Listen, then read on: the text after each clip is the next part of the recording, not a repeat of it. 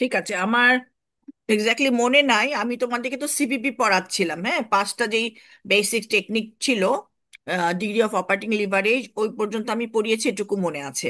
But অঙ্ক কি করানো হয়েছিল? একটা অঙ্ক মনে আছে তোমাদের? আচ্ছা যাক, ওটা আমি তাহলে ওইটা আমি স্কিপ করছি। যেদিন আমি ফেস টু ফেস ক্লাসে যাব, তখন আমি মানে মানে দেখিয়ে জিজ্ঞেস করবো যে ওটা তুমি করিয়েছে কিনা। আমি আজকে একটা নতুন একটা চ্যাপ্টার করাই। হুম। চ্যাপ্টারটা নর্মালি এইভাবে হেডিংটা আসে, cost classification on financial statements. Hmm. Sorry, আমি একটু পড়ি জিনিসটা কি। The organizations or firms prepare the periodical financial statements or reports for shareholder, creditors, potential investors, and others to show the financial condition of the organization firm at a specific date and the earning performance for a specific accounting আর financial periods. আচ্ছা, যেটা আমি উম, সংক্ষেপে বলি, এই যে তোমাদেরকে আমি দুই ধরনের এক্সট্রা মানে ইউজার গ্রুপের কথা বলেছি না, একটা হচ্ছে ইন্টারনাল, একটা হচ্ছে এক্সটার্নাল। তাই না? এক্সটার্নাল গ্রুপের জন্য আমরা কি করি, আলাদাভাবে রিপোর্ট তৈরি করি, যেটা আমি বলেছিলাম ফিনান্সিয়াল অ্যাকাউন্টেন্টরা করছে, বেটা স্যার তোমাদেরকে যেটা দেখাচ্ছেন। ঠিক আছে, নর্মালি ওই রিপোর্টগুলো আমরা তৈরি করি কিসের জন্য? শেয়ার হোল্ডারদের জন্য, ক্রেডিটার্সদের জন্য। ঠিক আছে। তো সেখানে আমরা মানে মোস্ট প্রবাবলি তোমাদের তিনটা রিপোর্ট দেখানো হবে। একটা হচ্ছে ইনকাম স্টেটমেন্ট, একটা হচ্ছে ব্যালেন্স শিট, একটা হচ্ছে ওনার সিকিউরিটি স্টেটমেন্ট। ঠিক আছে। লাস্ট ক্লাসে আমি বলেছিলাম যে তোমাদেরকে যে সিভিপি আমরা অন্য ভাবে প্রফিটটা ক্যালকুলেট করি ফর ইন্টারনাল অ্যানালিসিসের জন্য, আর এক্সটার্নাল ইউজার গ্রুপদের জন্য, দ্যাট মিনস আমার ডিভিডেন্ড পেমেন্ট করার জন্য, ইনকাম ট্যাক্স দেওয়ার জন্য আমরা অন্যভাবে রিপোর্ট তৈরি করে থাকি। ঠিক আছে। আর সে ওই রিপোর্টগুলোকে নর্মালি বলা হয় ফিনান্সিয়াল স্টেটমেন্টস, যেটা তোমরা তো জানোই। আমি তবু একটু ডিটেলস লিখে দিয়েছি সবার জন্য। ইনকাম স্টেটমেন্ট গুলো হচ্ছে এরকম। ঠিক আছে। এখন আমি ইনকাম স্টেটমেন্টটাই আমি তোমাদেরকে ইয়ে করব, মানে এমফাসিসটা দেব, বিকজ ওই ইনকাম স্টেটমেন্ট দিয়ে আমি তোমাদেরকে মানে কস্ট অ্যাকাউন্টিং এর কি কাজ এই ইনকাম স্টেটমেন্টে for the preparation of the external report, সেটা আমি একটু দেখাচ্ছি। Normally, for manufacturing company, format an income statement under these techniques, মানে ফিনান্সিয়াল স্টেটমেন্ট। আমরা যেটা করি কি, সেলস রেভিনিউ থেকে বাদ দিচ্ছি কি কস্ট অফ গুডস সোল্ড। জানি না স্যার তোমাদেরকে কতটুকু পড়িয়েছেন। সেলস থেকে আমি প্রথমে বাদ দিচ্ছি কি কস্ট অফ গুডস সোল্ড। মনে আছে কিনা যায় না, সিভিপি তে আমরা কিন্তু এভাবে করি না। সেলস থেকে আমরা ভেরিয়েবল কস্ট বাদ দিয়ে কন্ট্রিবিউশন এই কন্ট্রিবিউশন থেকে আমরা ফিক্সড কস্টটা বাদ দিচ্ছি। বাট এখানে আমাদেরকে অন্যভাবে ইনকাম স্টেটমেন্ট করা লাগে, যেটা তোমরা ডিটেলস আর ইয়েতে পড়বা। ঠিক আছে। সেলস থেকে আমরা বাদ দিচ্ছি কি কস্ট অফ গুডস সোল্ড। মানে আমি যদি 12,000 ইউনিট প্রডিউস করি বাট বিক্রি করছি অন দ্যাট অ্যাকাউন্টিং পিরিয়ড মনে কর 10,000 ইউনিট, তারপরে 10,000 ইউনিট থেকে আমি সেলস রেভিনিউ পাচ্ছি। সো সেই 10,000 ইউনিটের সেলস রেভিনিউ থেকে আমাকে কিন্তু বাদ দিতে হবে 10,000 ইউনিটের প্রোডাকশন কস্ট প্রথমে, নট দা 12,000 ইউনিটের প্রোডাকশন কস্ট। এটাকে বলা হয় ম্যাচিং কনসেপ্ট। হ্যাঁ, ফিনান্সিয়াল অ্যাকাউন্টিং এগুলো পড়াতে পড়াতে বলা হয়। যদি নাও বলা থাকে বাট তোমরা লিখতে পারো, তোমাদের যদি খাতায় থাকে, দিস মানে call the matching concept. Matching concept মানে হচ্ছে যে যে রেভিনিউটুকু আমি আর্ন করব, ওই রেভিনিউ আর্ন করতে গেলে যেই টুকু আমার খরচ লাগবে, শুধু সেইটুকুই আমরা ওই রেভিনিউর এগেনস্টে চার্জ করে প্রফিটটা ক্যালকুলেট করব। ঠিক আছে। সেলস থেকে আমি cost of goods sold, cost of goods sold যেই পরিমাণ ইউনিট আমি বিক্রি করছি তার আমাকে কস্টটা বের করতে হবে। ঠিক আছে। আমি পাচ্ছি কি দেন গ্রস প্রফিট। গ্রস প্রফিট থেকে দেন আমি বাদ দিব কি আদার অপারেটিং এক্সপেন্সেস, দ্যাট মিনস আমার যে যে অন্য খরচগুলো যেটা হচ্ছে administrative cost, selling and distribution cost, যেটাকে আমরা পিরিয়ড কস্ট হিসেবে চার্জ করছি। ঠিক আছে। এখন তুমি দেখো আমাদের পারপাসটা কি, দ্যাট মিনস হচ্ছে আমার কস্ট অ্যাকাউন্টিং এর পারপাসটা কি। এই রিপোর্টটা তো তৈরি করছে ফিনান্সিয়াল অ্যাকাউন্টেন্টরা, অ্যাজ এ কস্ট অ্যাকাউন্টেন্ট ওরা করছে কি, এই যে cost of goods sold for manufacturing company or others company, cost of যে গুডস সোল্ড যেটা হয় সেটা তৈরি করে বা সেটা বের করে দেন তারা ফিনান্সিয়াল অ্যাকাউন্টেন্ট বা মানে ওই রিলেটেড যারা কাজ করছে তাদেরকে প্রোভাইড করে। কস্ট অফ গুডস সোল্ড, তার মানে আমার এই সিলেবাসে হবে কতটুকু how to prepare the cost of goods sold, কি করে আমরা একটা অ্যাকাউন্টিং পিরিয়ডে কস্ট অফ গুডস সোল্ডটা বের করতে পারি। ঠিক আছে।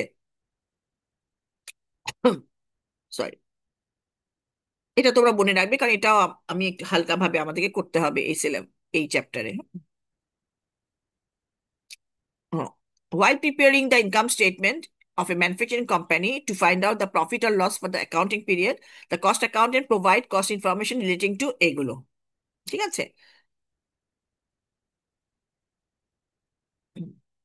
আর আমার মেইন কাজ হচ্ছে যে আমরা কি করব, how to prepare the cost of goods sold and manufacture, মানে cost of goods manufacture and sold. তার মানে কতটুকু আমি গুডস ম্যানুফ্যাকচার করেছি প্রথমে, তার কস্টটা বের করবো। দ্যাট ইজ 12,000 ইউনিট প্রডিউস করলে 12,000 ইউনিটের কস্ট প্রথমে বের করব।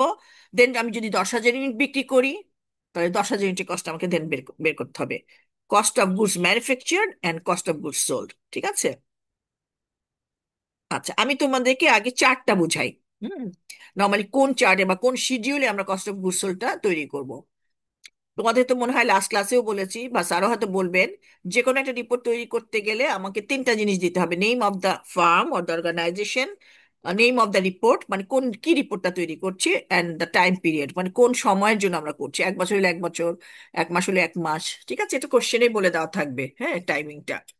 Schedule of cost of goods manufactured and sold for the year ended according to the মানে প্রবলেম, আমরা টাইমটা লিখে দেব। আচ্ছা, এখন তোমরা একটু খুব ভালো করে দেখো, আর যদি কোনো কোয়েশ্চেন থাকে আমাকে জিজ্ঞেস করো।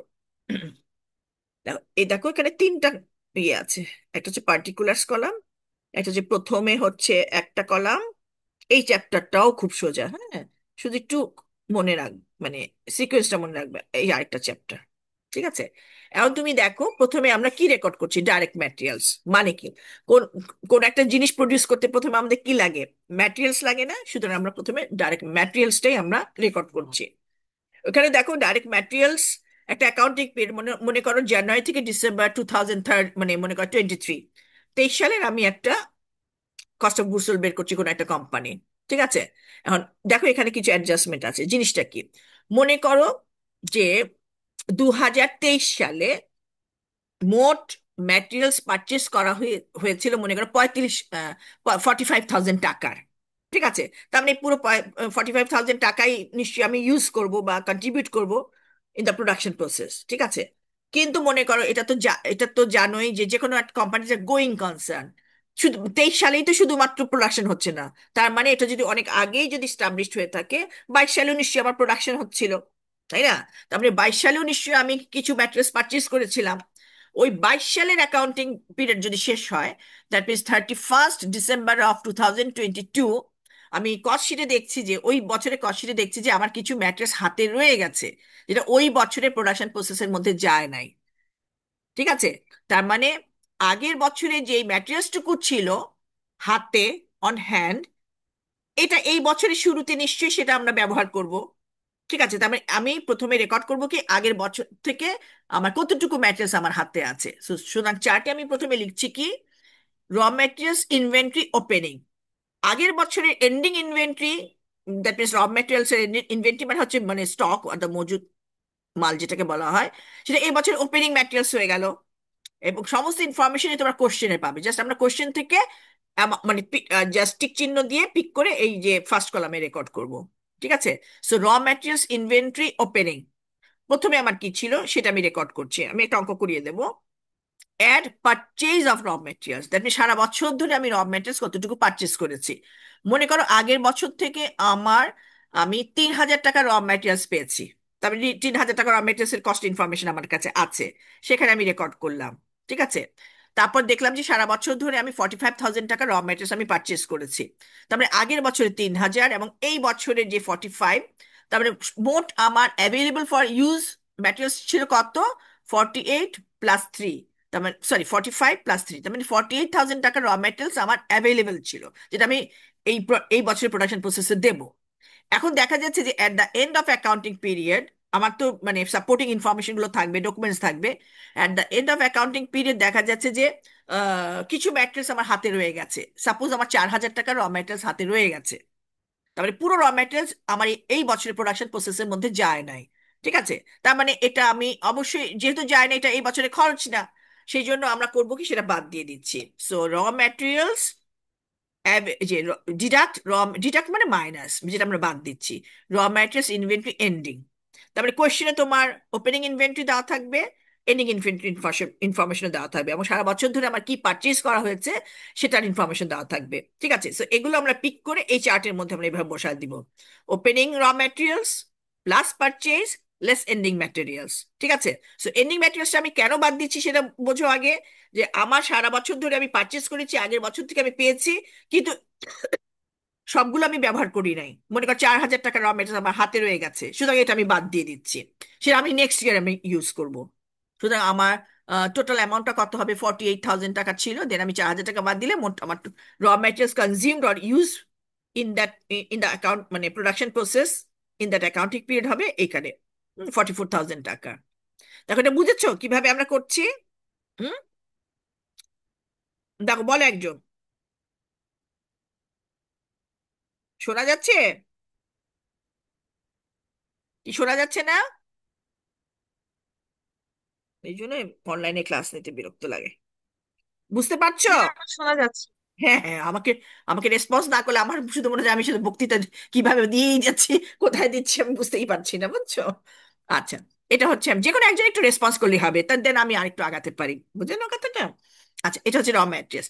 এরপরে আমরা কি থাকে, লেবার থাকে না, সে ডাইরেক্ট লেবার। কারণ এরা প্রসেস করে কারা? লেবাররাই করে এটা ডাইরেক্টলি। তোমার আমি এ বি দিয়ে দিচ্ছি জাস্ট তোমাদের সুবিধার্থে, রেকর্ড করার সুবিধার্থে। ডাইরেক্ট লেবার, কেউ এ বি না দিলেও চলবে। সো ডাইরেক্ট লেবার, এটাও তুমি কোশ্চেনে পাবো যে এই বছর আমার কতটুকু আমি লেবার দিয়েছি, এই ইনফরমেশন থাকবে। সো এই দুইটা আমি যোগ করলাম। যোগ করার পরে আমি দেন ফ্যাক্টরিতে, দ্যাট মিনস আমার যে বললে না, এই সাভারে আর কি কি খরচ হয়। ম্যানুফ্যাকচারিং ওভারহেড হয় না? প্রথম ক্লাসিফিকেশনের কথা মনে আছে? Direct materials, direct labour, manufacturing overhead, তাই না? তার মানে এগুলো তো আমার প্রডিউস করতে লাগছে। সো ম্যানুফ্যাকচারিং ওভারহেড, যা যা কোশ্চেন তুমি পাবে সব এখানে শুধুমাত্র ম্যানুফ্যাকচারিংটাই আনতে হবে। জিনিসটা সোজা, কিন্তু মোস্ট অফ দ্য স্টুডেন্ট বলাটা ঠিক না, কিছু কিছু স্টুডেন্ট ভুল করে ফেলে এই ম্যানুফ্যাকচারিং ওভারহেডের মধ্যে।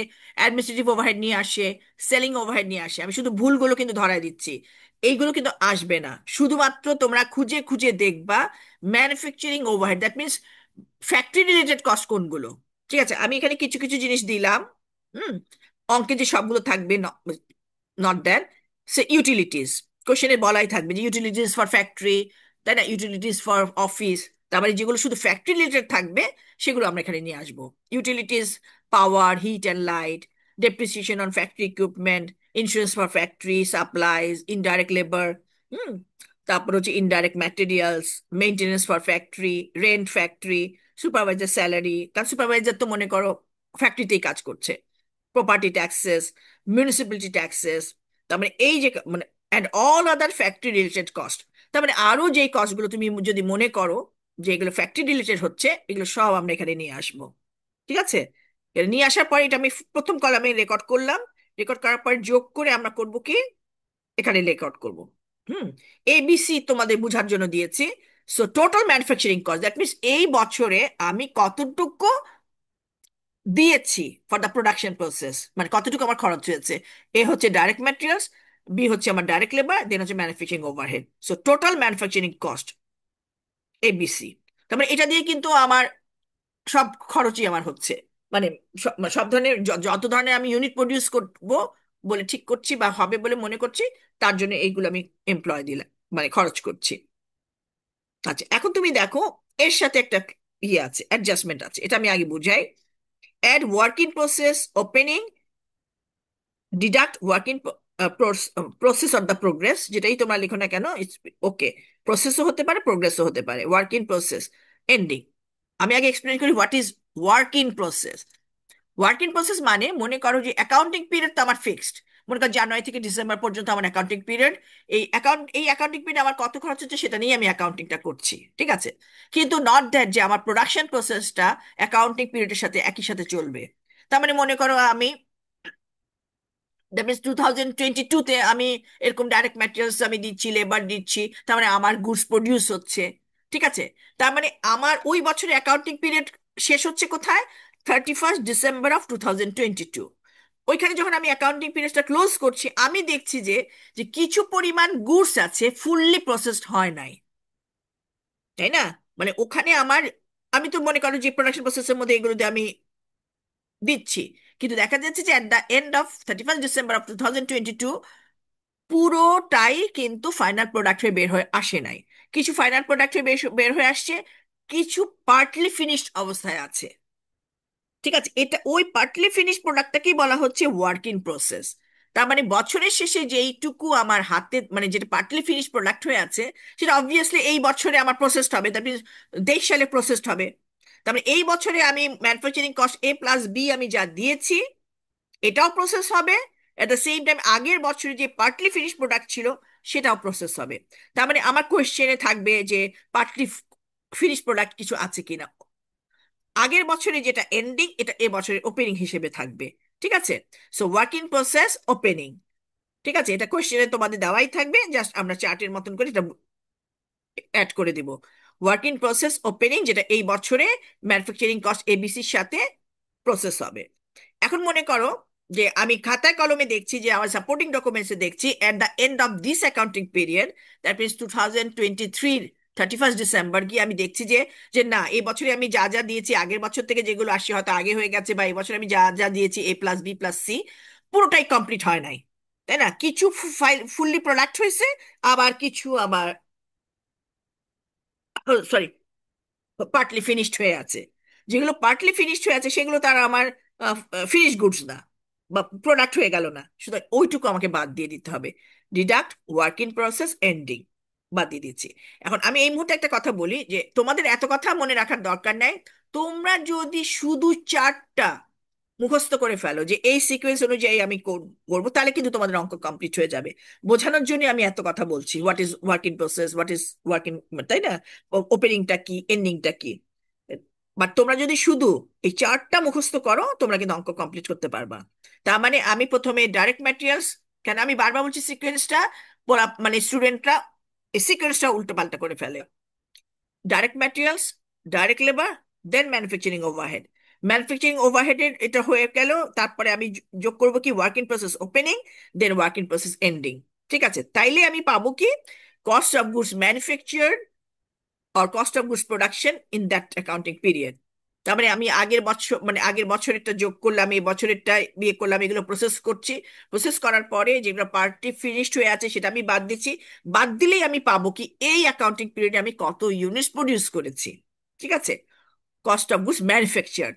ঠিক আছে, এখন মনে করো আমি 12,000 ইউনিট প্রডিউস করেছি। এখানে হয়তো ইউনিট ইনফরমেশন দেওয়া থাকবে না, কস্ট ইনফরমেশন দেওয়া থাকবে। বোঝানোর জন্য আমি বলছি, মনে করো আমি 12,000 ইউনিট প্রডিউস করে ফেলেছি। তার মানে ওইটা হবে কি আমার কস্ট অফ গুডস ম্যানুফ্যাকচার্ড এর কস্ট। ঠিক আছে, যেটা আমি বের করছি। এখন হতে পারে যে ওই অ্যাকাউন্টিং পিরিয়ডে আমি পুরো 12,000 ইউনিটই বিক্রি করে দিতে পারি, তাই না? হতে পারে আমার হয়তো মার্কেটের ডিমান্ড এত বেশি বা কিছু, পুরো 12,000 ইউনিট আমার বিক্রি হয়ে গেছে। কিন্তু অনেক সময় যেটা হয় যে পুরো 12,000 ইউনিট আমার বিক্রি নাও হতে পারে। ঠিক আছে, তার মানে মনে করো আমি 10,000 ইউনিট বিক্রি করতে পেরেছি, আর 2,000 ইউনিট আমার হাতে রয়ে গেছে। তার মানে আমার ওই যে 10,000 ইউনিটের যে কস্ট, সেটাই হবে আমাকে কস্ট অফ গুডস সোল্ড। এটা গেল একটা কথা। আর আরেকটা কথা হচ্ছে যে সেরকম ভাবে যে 2022 সালেও কিন্তু আমার হতে পারে যে আমি অনেক গুডস প্রডিউস করেছি, সব গুডস কিন্তু আমার বিক্রি হয় নাই। মনে করো ওখানে 3,000 মানে গুডস রয়ে গেছে, তারপরে এটা এবছরে বিক্রি হবে।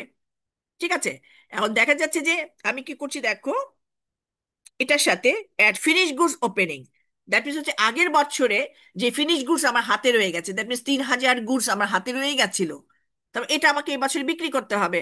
এই বছরে আমি বিক্রি করেছি 12,000 ইউনিট, সরি প্রডিউস করেছি 12,000 ইউনিট। আগের বছরে কিছু আনসোল্ড গুডস আছে, সেটা হচ্ছে 3,000 ইউনিট। তার মানে এই 3,000 ইউনিটের কস্টও আমার কোশ্চেনে দেওয়া থাকবে, সেটা আমি এখানে অ্যাড করে দিলাম। তাহলে total goods available for sell কত হবে? 3,000 ইউনিটের কস্ট প্লাস 12,000 ইউনিটের কস্ট, তার মানে পুরো 15,000 ইউনিটের কস্ট আমার হাতে আছে। মানে 15,000 গুডস আমি বের করলাম, 12,000 ইউনিটের কস্ট, সরি 15,000 ইউনিটের কস্ট আমি বের করলাম। আর যদি সেটা আমি এক কথাই যদি পুরো যদি 15,000 বিক্রি করে ফেলি, সেটাই হয়ে যাবে কস্ট অফ গুডস সোল্ড। কিন্তু আমার শেষ at the end of accounting পিরিয়ডে গিয়ে আমি দেখছি যে না, আমি 5,000 গুডস আমার বিক্রিই হয় নাই। হতে পারে না, সব গুডস বিক্রি করতে পারি নাই। তারপরে ওই 5,000 টাকার গুডস আমি বাজারে বিক্রি, সেটা আমি বাদ দিয়ে দেবো, goods available for sale and then deduct finish goods ending. সে 5,000 গুডস, 5,000 গুডসের কস্টটা যদি আমি বাদ দিয়ে দেই, তাহলে আমি পাবো কি এই বছরে যদি আমি 10,000 ইউনিট যদি বিক্রি করি, 10,000 ইউনিটের কস্ট, তাহলে হয়ে যাবে কি আমার কস্ট অফ গুডস সোল্ড। ঠিক আছে, আমি আবার বলছি, জাস্ট সিকোয়েন্সটা তোমরা মনে রাখবে। Direct materials, direct labour, manufacturing overhead. ঠিক আছে, দেন আমি টোটাল ম্যানুফ্যাকচারিং কস্ট পাবো। তার থেকে আমি ওয়ার্ক ইন প্রসেস ওপেনিংটা যোগ করব, এন্ডিংটা বাদ দেব। পাবো কি কস্ট অফ গুডস ম্যানুফ্যাকচার। দেন আমি ইয়ে করব কি, সরি, ওপেনিং ফিনিশ গুডস পাবো, গুডস অ্যাভেলেবল ফর সেল, এখান থেকে পাবো কি ending finish, sorry ending goods, ending finish goods এর ইনফরমেশন। তাহলে আমি পাবো কি কস্ট অফ গুডস সোল্ড। ঠিক আছে। আচ্ছা, আমি আগে বলি যে কোশ্চেনে নর্মালি কি করতে হয়, মানে কোশ্চেনের প্যাটার্নটাই বলে দিই, যেহেতু এটাই তোমাদের মেইন ইয়ে। কোশ্চেনে এরকম থাকবে, হ্যাঁ, বিভিন্ন ধরনের ইনফরমেশন থাকবে। সে ডাইরেক্ট ম্যাটেরিয়ালস ওপেনিং, মানে এই যে ওপেনিং এন্ডিং, যেটা ওয়ার্ক ইন প্রসেসের কথা বলেছি, ম্যাটেরিয়ালস এর কথা বলেছি, ফিনিশ গুডস এর কথা বলেছি, সবই কিন্তু দেওয়া থাকবে। ফ্যাক্টরি ম্যানুফ্যাকচারিং ওভারহেড ইনফরমেশন দেওয়া থাকবে, অ্যাডমিনিস্ট্রেটিভ ওভারহেড ইনফরমেশন দেওয়া থাকবে, সেলিং অ্যান্ড ডিস্ট্রিবিউশনের ওভারহেড ইনফরমেশন দেওয়া থাকবে। কস্ট অফ গুডস যখন আমি তৈরি করব, শুধুমাত্র আমরা ম্যানুফ্যাকচারিং এরটা নিয়ে আসবো, আমরা কিন্তু মানে অ্যাডমিনিস্ট্রেটিভ বা সেলিং কস্ট অবশ্যই নিয়ে আসবো না, তাহলে কিন্তু অঙ্ক ভুল হয়ে যাবে। দেন আমাদের কোয়েশ্চেনে করতে বলা হয় কি, নর্মাল যে সিলেবাসে যেভাবে আছে, নেম, দেন ইনকাম স্টেটমেন্ট করতে বলা হয়, যেটা তোমরা ফিনান্সিয়াল অ্যাকাউন্টিং এর ডিটেলস করবে, এখানে আমরা ডিটেলস করাবো না, হ্যাঁ। সে একইভাবে name of the organization, income statement, name of the report and the time period. তো আমি একটু আগে যেটা বললাম, কি হচ্ছে সেলস, কোশ্চেনে সেলস ইনফরমেশন দেওয়া থাকবে, এখানে তোমাকে কিছুই তৈরি ইয়ে করতে হবে না, শুধু কোশ্চেন থেকে পিক করতে হবে। কস্ট অফ গুডস সোল্ড, একটু আগে আমরা যেটা বের করেছি, কস্ট অফ গুডস সোল্ড পাবো কি gross margin or the gross profit, হ্যাঁ তোমরা দেবে গ্রস প্রফিটকে আমরা মার্জিনও বলতে পারি, gross profit or the gross margin, less selling and administrative expenses. তারপরে এখন তোমাকে আবার কোশ্চেনের দিকে যেতে হবে, কোশ্চেনে তোমাকে খুঁজতে হবে যে না, আর কি কি আছে, সেলিং এক্সপেন্সেস গুলো কি কি আছে, সেলিং এক্সপেন্সেস এর মধ্যে কি কি পড়ে বলো, সেলসম্যান কমিশনস, তাই না, সেলসম্যান স্যালারিজ, শোরুমের কস্ট, তাই না, যেগুলো আমি পড়ানোর সময় বুঝাই দিছিলাম, কি কি এক্সাম্পল হতে পারে, এগুলো তোমরা দেখলেই বুঝবা, কোশ্চেনে থাকবে। শোরুমের রেন্ট, তাই না, শোরুমের যে ধরনের এক্সপেন্সেস গুলো আছে, অ্যাডভার্টাইজমেন্ট এক্সপেন্সেস, সবই আমরা যেগুলো পাবো মানে পরপর পরপর লিখে ফেলবো। ঠিক আছে। দেন অ্যাডমিনিস্ট্রেটিভ এক্সপেন্সেস, সেটা আমার কোশ্চেন থেকে খুঁজে বের করতে হবে। অ্যাডমিনিস্ট্রেটিভ এক্সপেন্সেস কি, অফিস রিলেটেড যে কস্টগুলো, অফিস রেন্ট যদি থাকে, অফিস রেন্ট, অফিসের ইউটিলিটিস, অফিসের ইলেকট্রিসিটি, তাই না, তারপর ম্যানেজারদের স্যালারি, যা যা আমার আছে সব, তার মানে অফিস রিলেটেড যে খরচগুলো, সবই এখানে আমরা রেকর্ড করব। এটা তোমরা, আমি জাস্ট তোমাদের সাথে বলছি, আলাদা আলাদা করে দেওয়ার দরকার নেই, তোমরা যখন যেটা পাবা সেটা পরপর লিখে দিলেই হবে। সে তুমি কোশ্চেন অনুযায়ী হয়তো একবার সেলস সেলস ইনফরমেশন পাচ্ছ, এরপরে তুমি খুঁজে খুঁজে দেখছো অ্যাডমিনিস্ট্রেটিভ ইনফরমেশন পাচ্ছ, তোমরা ওই যে মিক্সড আপ করেও দিতে পারো, কোনো অসুবিধা নেই। ঠিক আছে, নর্মালি আমরা প্রপারলি যেটা করি, সেলিং কস্ট সবগুলো একসাথে রেকর্ড করি, অ্যাডমিনিস্ট্রেটিভ কস্ট সবগুলো একসাথে রেকর্ড করি। আর তোমাদের স্বার্থে আমি বললাম কি, তোমরা যখন যেটা পাও সেটা রেকর্ড করে ফেলো। তো পাবো কি, আমার এটা সবগুলো যোগ করলে পাবো কি total selling and administrative expenses, net operating income. ঠিক আছে, এইটুকু বের করলেই তোমাদের সিলেবাসটা শেষ। আমি একটা ছোট্ট একটা অঙ্ক করাই দিই, হ্যাঁ, এই ফোল্ডারে মনে হয় নাই, আমি আরেকটা ফোল্ডার খুলে দিচ্ছি, ততক্ষণে তোমরা একটু চিন্তা করো।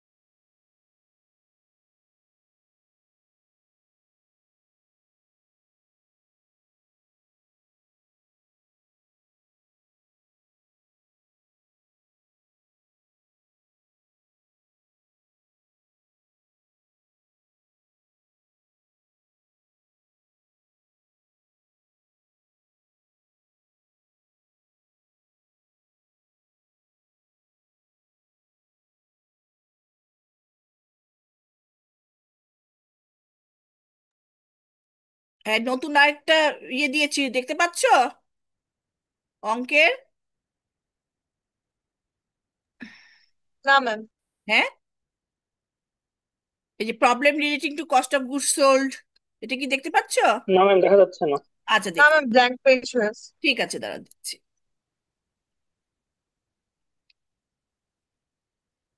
এখন? জি ম্যাম, দেখা যাচ্ছে। আচ্ছা ঠিক আছে, এই অঙ্কটা তাহলে আমি করাই দিচ্ছি।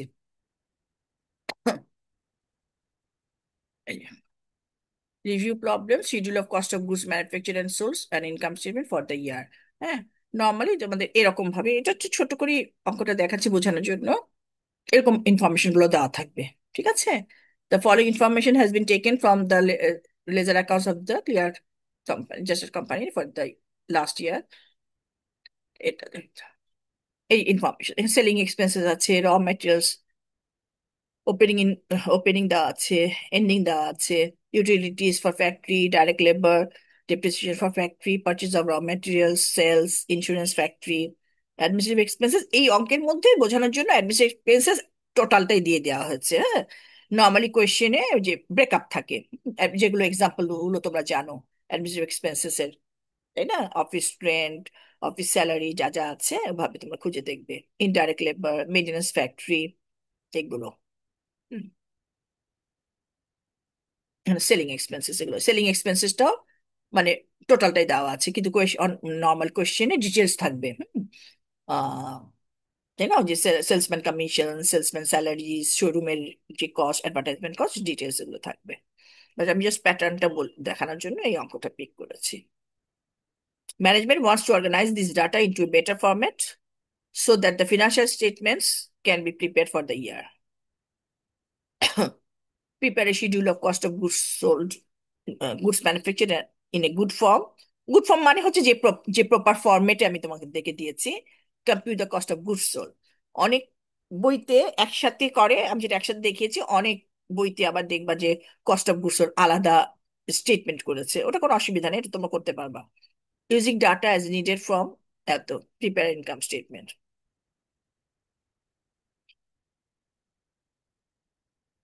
কেউ যদি এটা আনসার তোমরা করতে চাও, যদি কোশ্চেনে আসে পরীক্ষায়, তোমাদের শুধু একটু খেয়াল রাখতে হবে ফরম্যাটটা যেন ঠিক থাকে। এই যে ডাইরেক্ট ম্যাটেরিয়ালস, কোশ্চেন থেকে আমি পিক করলাম ডাইরেক্ট ম্যাটেরিয়ালস ইনভেন্টরি, তোমরা পাবে কোশ্চেনের উপরে জানুয়ারিটা দেওয়া আছে, এট পারচেজ দেওয়া আছে, raw materials available for use, then deduct raw materials inventory, যেটা ডিসেম্বর, যেটা লাস্টের যেটা সেটা। অনেক অনেক সময় কোয়েশ্চেনে ওপেনিং কথাটা বলা থাকে, এন্ডিং কথাটা বলা থাকে, অনেক সময় জানুয়ারি মানে ডেটটা দিয়েও বলা থাকে। ও তোমরা বুঝবে, অসুবিধা নাই। সো র materials use in the production, দেখেছো যে কোশ্চেন থেকে পিক করে আমরা জাস্ট এখানে আমরা রেকর্ড করছি। So direct labour, manufacturing overhead. আমি আবার বলছি, এখানে শুধুমাত্র ফ্যাক্টরি রিলেটেড কস্ট আসবে। ঠিক আছে? ইউটিলিটিস, ডেপ্রিসিয়েশন, যেগুলো ফ্যাক্টরি ফ্যাক্টরি ইনডাইরেক্ট লেবার, অবশ্যই এটা factory related, maintenance, total overhead cost, then total manufacturing cost পেলাম A+B+C। আচ্ছা, এখন একটা কথা বলি, অনেক সময় হয় কি, সে ইউটিলিটিস কোয়েশ্চেনে হয়তো দেওয়া থাকবে, ইউটিলিটি শুধু দেওয়া থাকবে, বাট ব্র্যাকেটে দেওয়া থাকবে যে 60% for factory, 40% for office, or the 30% for office, 10% for selling. ঠিক আছে? তখন আমরা শুধুমাত্র এখানে ইউটিলিটিজ এর 60% আনবো, পুরো 36,000টাই আনবো না। ঠিক আছে? আমাকে ক্যালকুলেট করে 60%, বিকজ বলেই দেওয়া আছে এর 60% হচ্ছে ফর ফ্যাক্টরি, আর 30% ফর অফিস, সেটা আমরা যখন ইনকাম স্টেটমেন্ট করবো ওভাবে আলাদা ভাগ করে দেখাবো। যে কোশ্চেনে শুধু খেয়াল করে দেখবো ওটা লেখা আছে কিনা। এর সাথে add work in process January 1, that is opening, just question থেকে আমরা পিক করে নিলাম। Deduct work in process inventory December, যেটা লাস্টের যেটা আছে, পেলাম কি কস্ট অফ গুডস ম্যানুফ্যাকচার, যেটা আমি লাস্ট, এই জন্য আমি অঙ্কটা নিলাম। আমরা আমরা সাথে সাথে করতে পারি, এই শিডিউলের সাথে সাথে আমরা করতে পারি কি add opening finish goods inventory, তাই না, লেস, এভাবে করতে পারি। আবার আলাদা ভাবেও কিন্তু একটা স্টেটমেন্ট করা যায়। এটা ইটস আপ টু ইউ, তোমরা একসাথেও করে দেখাতে পারো, আলাদা ভাবেও করতে পারো।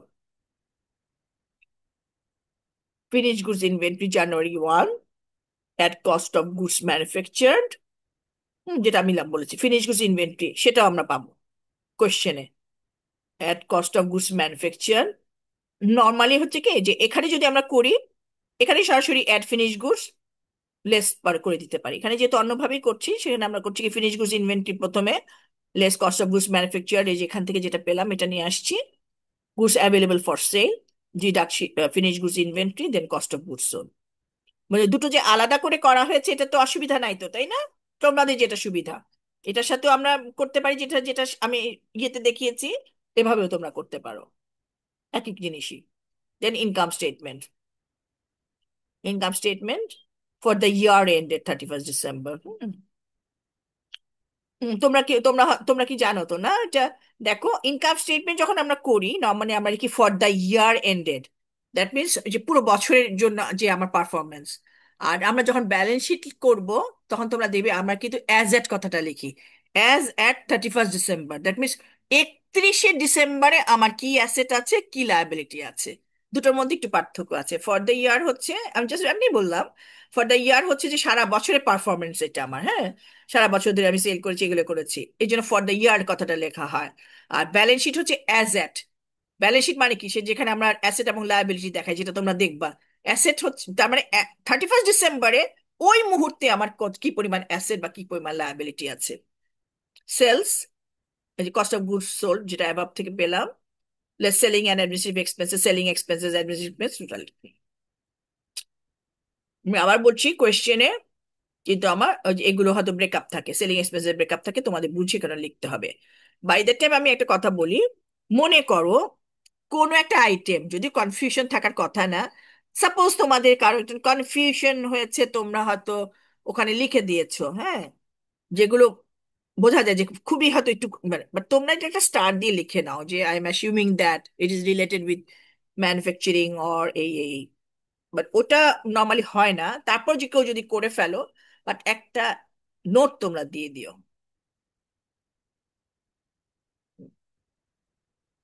এখানে কিছু প্রবলেম আছে, হ্যাঁ, প্র্যাকটিস প্রবলেম। করতে পারবা না তোমরা? সোজা না? এখানে কতগুলো প্র্যাকটিস করার জন্য কটা অঙ্ক তুলে দিয়েছি, এগুলো তোমরা প্র্যাকটিস করো।